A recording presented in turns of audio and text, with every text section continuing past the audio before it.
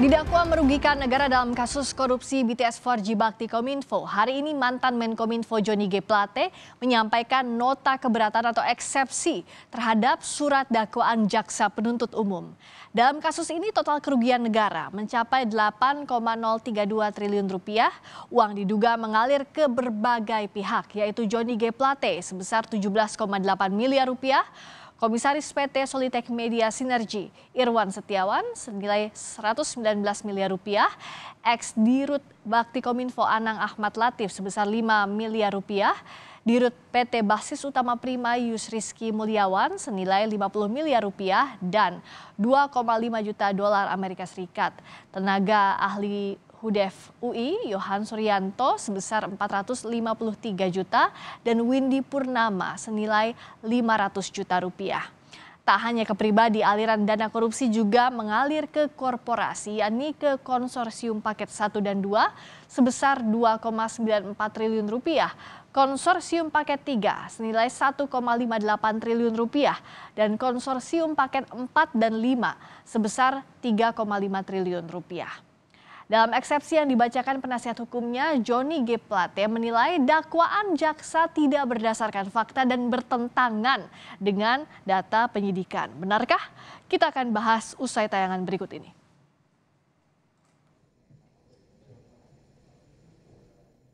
Mantan Menteri Komunikasi dan Informatika Johnny G. Plate hari ini menyampaikan nota keberatan atau eksepsi terhadap surat dakwaan jaksa penuntut umum dalam kasus korupsi BTS 4G Bakti Kominfo. Dalam eksepsi yang dibacakan penasihat hukumnya, Johnny G. Plate menilai dakwaan jaksa tidak berdasarkan fakta. Disebutkan juga Johnny G. Plate tidak pernah memiliki niat untuk melakukan korupsi. Karena kami melihat bahwa hampir seluruh uraian kesalahan terdakwa yang didakwakan oleh penuntut umum terhadap terdakwa dalam surat dakwaannya tidak didasarkan pada fakta, bahkan bertentangan dengan hasil penyidikan. Besar harapan kami dengan uraian nota keberatan kami ini akan membuka pemahaman kita secara mendalam bahwa tidak ada sedikit pun niat terdakwa untuk melakukan perbuatan koruptif sebagaimana diuraikan dalam dakwaan penuntut umum yang menarasikan seolah-olah terdakwa bersama-sama dengan para terdakwa lain yang terkait dengan perkara ini, antara lain terdakwa Anang Ahmad Latif telah mengadakan penyediaan BTS 4G dengan tujuan dalam tanda kutip merampok uang negara. Penasihat hukum juga membantah Johnny G. Plate memperkaya diri dari proyek BTS 4G Kominfo sebesar 17,8 miliar rupiah. Penasihat hukum menyebut dakwaan jaksa yang menyatakan Plate menerima 17,8 miliar rupiah tidak benar karena kekayaannya tidak bertambah.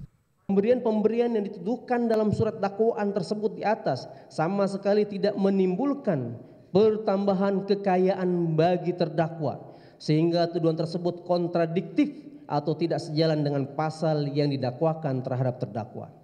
Berdasarkan hal-hal tersebut di atas, maka adalah jelas dan tidak terbantahkan uraian surat dakwaan mengenai perbuatan memperkaya diri sendiri yang dapat merugikan keuangan negara adalah tidak cermat, tidak jelas, dan tidak lengkap. Sebelumnya, dalam sidang pembacaan dakwaan, Johnny G. Plate membantah seluruh dakwaan jaksa. Johnny menyebut akan membuktikan jika dirinya tidak bersalah. Saya mengerti yang mulia, tetapi saya tidak melakukan apa yang didakwakan. Soal melakukan, tidak melakukan nantilah. Nanti saya akan buktikan. Iya. Kemarin, Kejagung memeriksa Menpora Dito Aryo Tejo sebagai saksi kasus dugaan korupsi BTS 4G Bakti Kominfo. Usai pemeriksaan, Direktur Penyidikan Jaksa Agung Bidang Tindak Pidana Khusus Kejagung, Kuntadi menjelaskan isu pemberian uang 27 miliar rupiah pada Dito Aryo Tejo di luar kasus dugaan korupsi BTS 4G Bakti Kominfo. Tim penyidik Kejaksaan Agung Bidang Tindak Pidana Khusus telah melakukan pemanggilan terhadap Saudara Dito dalam rangka untuk mencari titik terang terkait dengan informasi yang selama ini seperti sebagaimana rekan-rekan ketahui beredar isu tentang adanya aliran dana. Namun yang jelas bahwa peristiwa tersebut kalau toh benar adanya nanti itu di luar tempus peristiwa pidana BTS Jadi tolong dibedakan peristiwa tindak pidana terkait dengan pengadaan infrastruktur BTS paket 1 sampai dengan 5 secara tempus telah selesai. Dan selanjutnya terinfo dalam rangka untuk menangani atau mengendalikan penyidikan, ada upaya untuk mengumpulkan dan memberikan sejumlah uang. Dalam dakwaan JPU untuk Plate, selain Plate yang diduga menerima 17,8 miliar rupiah, ada sejumlah pihak lain yang diduga turut memperkaya diri sendiri. Mulai dari mantan Direktur Utama Bakti, Anang Ahmad Latif, senilai 5 miliar rupiah. Yohan Suryanto, tenaga ahli UI, 453 juta rupiah. Irwan Hermawan, Direktur PT Solitek Media Sinergi, 119 miliar rupiah. Windy Purnama, Direktur PT Multimedia Berdikari Sejahtera, 500 juta rupiah. Dan Muhammad Yusrizky Mulyawan, Direktur PT Basis Utama, 50 miliar rupiah dan 2,5 juta US dollar. Sidang terhadap Johnny G. Plate akan dilanjutkan Selasa pekan depan dengan agenda tanggapan atas eksepsi. Tim Liputan, Kompas TV. Lalu seperti apa nota keberatan terdakwa kasus korupsi BTS 4G Bakti Kominfo Johnny G. Plate? Kita akan berbincang dengan penasihat hukum Johnny G. Plate, Ahmad Holidin, serta pakar hukum pidana Jamin Ginting. Selamat malam Bapak-Bapak. Malam. Selamat malam. Selamat malam, saya ke Pak Ahmad dulu. Jadi apa sebenarnya alasan di eksepsinya Pak Plate bahwa dakwaan jaksa ini tidak berdasarkan dengan fakta? Iya, dakwaan yang didakwakan oleh JPU terhadap Johnny G. Plate ini tidak sesuai dengan fakta yang sebenarnya. Dalam dakwaan yang telah kami bacakan tadi, ada dua hal yang bisa kami sampaikan. Yang pertama, bahwasannya Pak Johnny G. Plate ini adalah berposisi sebagai pengguna anggaran yang sudah mendelegasikan kewenangannya kepada Direktur Bakti yang merupakan kuasa pengguna anggaran. Sehingga hal-hal yang terkait masalah pengadaan barang dan jasa ataupun yang pada saat ini adalah pengadaan pembangunan BTS 4G itu sudah menjadi kewenangan dari Direktur Bakti yang pada saat ini adalah sebagai juga kuasa pengguna anggaran. Sehingga kami menganggap bahwasannya tidak sesuai dengan fakta hukum untuk mengkait-kaitkan atau mengambil Pak Johnny G. Plate ini sebagai tersangka di dalam perkara ini kalau sekarang sudah terdakwa. Kemudian juga terkait masalah audit dari BPKP ya. Audit dari BPKP ini, BPKP hingga saat ini sesuai dengan Peraturan BPKP nomor 17 tahun 2017, ada kewajiban BPKP untuk melakukan konfirmasi terhadap pihak-pihak yang akan diperiksa atau diaudit. Yang hingga sampai saat ini, Pak Johnny sampai saat ini ya, saya tekankan sampai saat ini belum pernah terkonfirmasi terkait masalah pemeriksaan BPKP ini. Baik itu yang disampaikan melalui atau bersama-sama dengan jaksa penuntut umum ataupun secara langsung yang dilakukan oleh BPKP. Sehingga kami menganggap apa yang diperiksa oleh BPKP ini belum sesuai dengan fakta dan data yang sebenarnya. Ya, itu tadi beberapa poin dari eksepsinya Pak Johnny Plate. Bung Jamin, Anda melihatnya eksepsi ini apakah sudah masuk ke pokok perkara yang sedianya di pembuktian atau seperti apa? Ya, tentu kalau kita lihat eksepsi ini kan jarang sekali dikabulkan ya, apalagi dalam tindak pidana korupsi gitu. Biasanya pengacara ini kan mengajukan eksepsi ini dalam rangka berharap supaya jaksa penuntut umum bisa menjawab sehingga jalan pikiran dari jaksa penuntut umum bisa nanti dipahami begitu ya. Nah, kalau yang terkait tentang kedudukan dia sebagai kuasa pengguna anggaran atau dia pengguna anggaran, itu sudah lebih masuk kepada pokok perkara karena dalam eksepsi itu yang lebih diutamakan terkait dengan pasal 143. Ya, terkait dengan apa? Terkait dengan apa itu ketentuan terkait dengan dakwaan tidak jelas, tidak cermat dan tidak tepat ya dalam kronologi, lokus delicti, tempus terjadinya tindak pidana itu kapan, terus di mana tindak pidana itu terjadi. Nah, itu lebih fokus di sana sehingga pada umumnya kalau diharapkan ada putusan sela terkait dengan tidak berwenang pengadilan mengadili karena wilayahnya bukan wilayahnya dia, itu jarang sekali dikabulkan selain itu ya. Jadi nanti akan diperiksa pada putusan akhir. Saya kira jarang ya sampai saat ini eksepsi dalam tindak pidana korupsi dikabulkan permohonan hal itu. Kecuali kalau terkait dengan kompetensi relatif dan kompetensi absolut dari pengadilan itu. Begitu Mbak. Oke, nah tapi dari pengacara, dari kuasa hukum atas nama terdakwa begitu Pak Ahmad, kenapa yang poin-poin yang disampaikan ini lebih tadi seperti Bung Jamin bilang sudah masuk ke pokok perkara, tidak terkait misalnya dakwaan obskur libel ataupun sebagainya yang terkait dengan syarat formil? Tadi yang dikatakan sama Pak Jimmy Ginting itu adalah benar sekali. Jarang sekali eksepsi itu dikabulkan oleh majelis hakim. Sangat jarang, apalagi terkait masalah tindak pidana korupsi ya. Nah, karena itu kami mempunyai hak, bahwasanya 156 itu kami mempunyai hak untuk memberikan eksepsi atau nota keberatan. Apa-apa saja yang bisa kami sampaikan. Di dalam eksepsi kami itu masuk juga kaitan dengan 143 sudah kami jelaskan seluruhnya.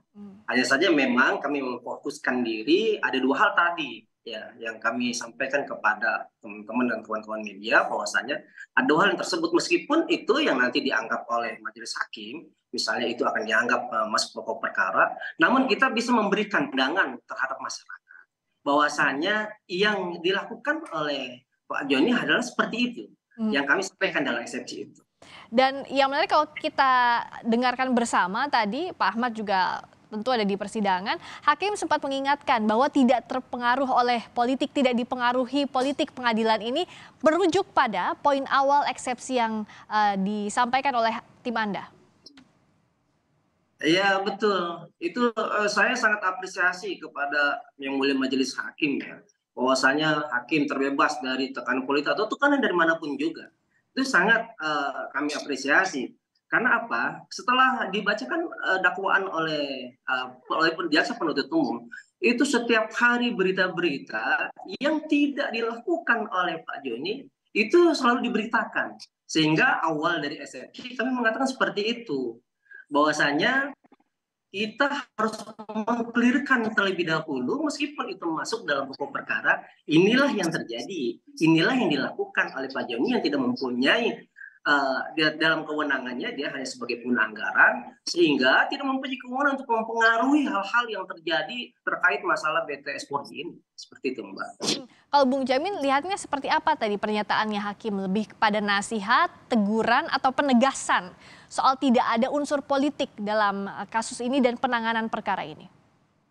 Ya, saya kira dalam setiap tindak pidana korupsi wajar-wajar saja ya, apalagi Pak Plate ini kan bagian dari salah satu partai politik ya yang bernaung yang menjadi menteri yang pengusung dari tim Jokowi. Jadi kalau ada perpindahan dan juga nuansa politik wajar-wajar saja saya kira itu bisa menjadi tanggapan dari penasihat hukum. Tapi sampai tadi hakim menegaskan seperti itu, Bung Jamin, apa yang Anda cermati?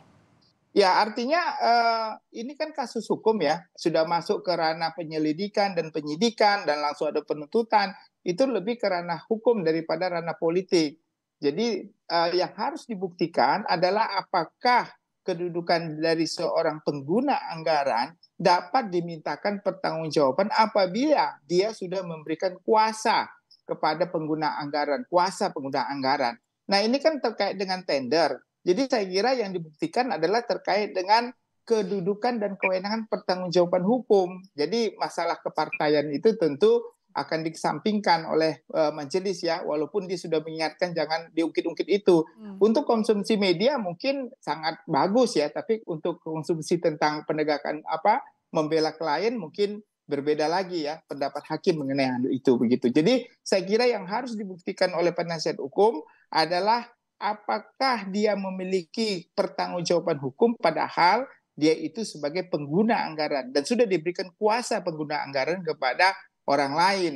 Nah, itu yang harus lebih dijelaskan di situ nantinya dalam pembuktian. Dan nanti ada pemeriksaan saksi kan, saksi-saksi nanti akan melihat sendiri apakah Pak Plate ini benar-benar ada menerima bagian sebagai statusnya pengguna anggaran ya, bukan statusnya untuk kegiatan yang lain. Itu sih saya kira harus nanti dibuktikan oleh kuasa hukum. Nah, kalau dari penasihat hukum melihat sejauh ini yang berlangsung proses hukumnya sampai ke persidangan, apakah sudah sesuai begitu?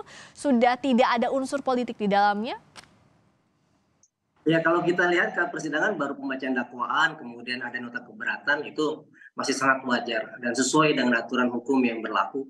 Sehingga kami melihat ini agar bisa berjalan sampai akhir nanti dalam putusan akhir dalam pokok perkara, sehingga semuanya sesuai dengan aturan hukum yang ada, sehingga tidak ada intervensi, tidak ada tekanan, dan ini menjadikan bahan sebagai bahan politik. Kita lihatlah bagaimana diletakkannya hukum ini di dalam proses hukum yang ada pada saat sekarang ini. Jangan sampai Pak Joni ini ditarik-tarik, kemudian dikondisikan.